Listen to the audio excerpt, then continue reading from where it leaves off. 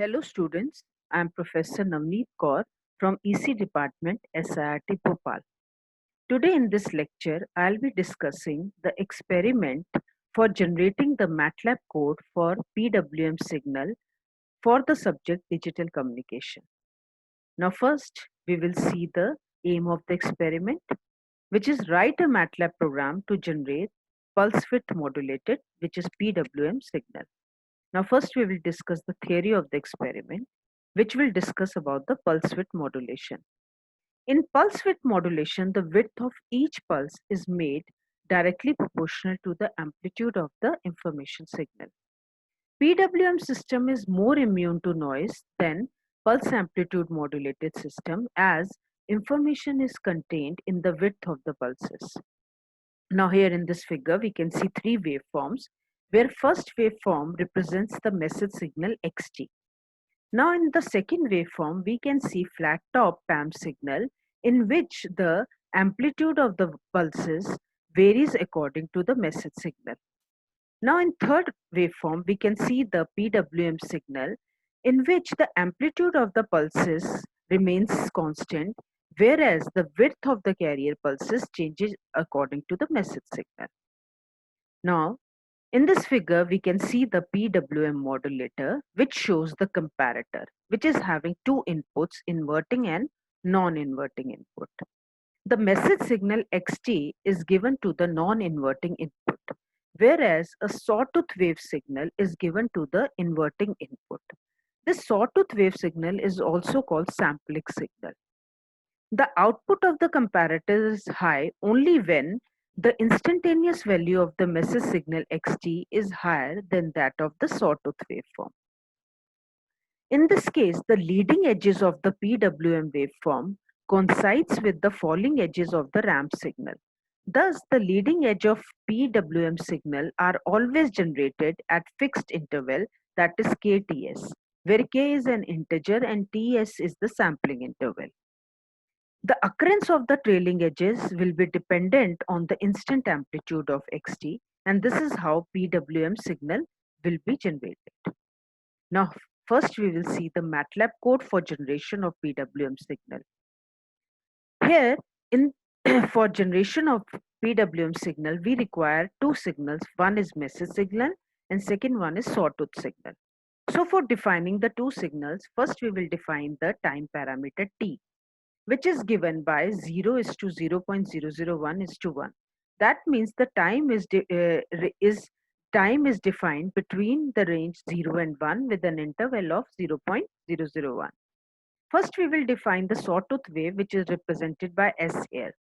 So it is given by sawtooth 2 into pi into 10 into t plus pi. Now, second, we will define the message signal, which is given as 0.75 into sine into 2 into pi into 1 into t. That means the message signal is represented by a sinusoid, which is having a frequency of 1 hertz and the maximum amplitude is 0.75 volts. Now, first we will define the number of the samples in sawtooth signal, which is given by the command n is equal to length s. Here we can see that the sawtooth signal s depends upon the time parameter. So time parameter is defined between 0 and 1 with an interval of 0.001. That means t is having total number of 1001 values. Since sawtooth and message signal both are dependent on time t, so both the signals will be having a total values of 1001 values. Now we will compare the sawtooth signal and the message signal sample by sample. So for that we will run a loop which is given by for I is equal to 1 is to n. That means the value of the variable I will range from 1 and it will end up to n, small n, which is given by 1001, which counts the total number of the samples in the sawtooth and the message signal. Now sample by sample we will compare the message and the sawtooth signal. First is if mi is greater than or equal to si, which means that if the message signal is greater than or equal to sawtooth signal, in that case the output of the comparator will be positive, which will be represented by a pulse of level 1. So in this case, PWMI is the signal which will be defined as 1 when this condition will be satisfied. Else, if message signal will be less than sawtooth signal, then in that case, the output of the comparator will be low, which will be represented by a 0 level. So PWMI is given as 0. Now we will terminate the loop. For that, we will write end command. Now, up to till we have generated the PWM signal. Now I want to plot my message signal, sawtooth signal and PWM signal in same figure window. Now for drawing the waveforms in the same figure window, I will divide the figure window. For that I'll use the command subplot. So subplot 2 comma 1 comma 1 means that the figure window is divided into two rows and one column. That means there are two positions for placing the waveform. And the waveform which I'll be drawing here will be located in the first position. Now in this waveform, in this figure, we will be plotting message signal as well as sawtooth signal. Now for plotting the message signal, I'll give command plot t comma m, where m is the message signal, and I will draw this message signal with red color. For that I'll write minus r between the commas.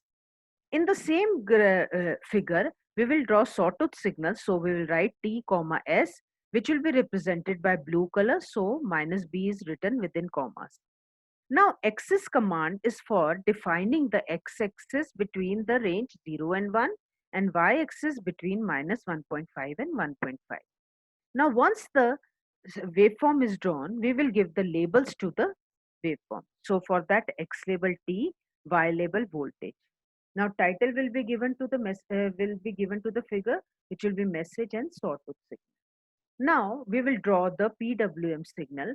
For that, the second location will be chosen, which will be defined by command subplot 2 comma 1 comma 2. So plot t comma PWM. So PWM signal will be plotted against time t. Now axis command will be written for defining the x-axis between 0 and 1 and y-axis between minus 1.5 and 1.5. Labels will be given, so x label T, y label will be given PT, and title will be PWM signal. Now after running these commands, this program on MATLAB command window, I will generate a figure which will consist of two waveforms. Now in the first waveform, we can see the graphs for both sawtooth as well as the message signal. The message signal is given by the red color line and the sawtooth signal is given by blue colored graph. So here we can see X label, Y label and the title also. Now whenever the message signal will be higher than the sawtooth signal, in that case the PWM signal will be higher. So pulse will be represented by one level. But when the sawtooth wave signal will be greater than the message signal, the PWM signal is represented by 0 level. So in this case, we can see in the second figure, which will be the PWM signal. So x-axis T, y level PT, and the title is PWM signal.